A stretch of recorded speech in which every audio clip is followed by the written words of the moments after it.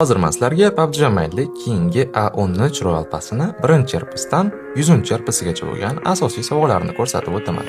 Royal Pass'imiz birinchi RPSda Pojarniy setini Uzun Marketdan zakaz qilingan versiyasini qo'lga kirita olamiz. Mana shunaqa bosh kiyim va legendarniy kostyum bo'ladi. 10-RPda esa legendarniy xanjar, 15-RPda samolyot uchun juda ham chiroyli skin, 30-RPda revolver pistolet uchun oltin skin bo'ladi. Va nihoyat 40-RPning mifitskiy kostyumi, unda qizbala personaj uchun mana shunaqa binafsha rangli chiroyli kostyumni qo'lga kirita olamiz. 50-RPda esa NS2000 nomli drobovik uchun shunaqa skin bo'ladi. Mana bu kilchati birinchi va ikkinchi leveldagi ko'rinishlari.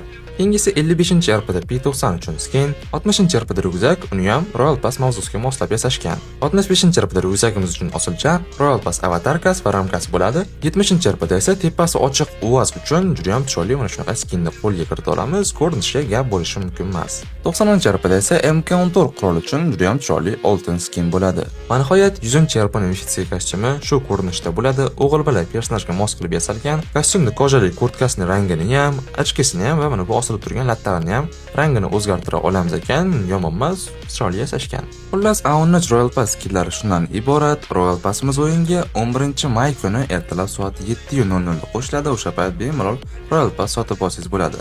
Qale, yangi Royal Pass skillari sizga yoqdimi, yoqmadimi? Kommentariyada o'z fikringizni qoldiring. Video foydali bo'lgan bo'lsa, kanalimga obuna bo'lib, like bosishni unutmang.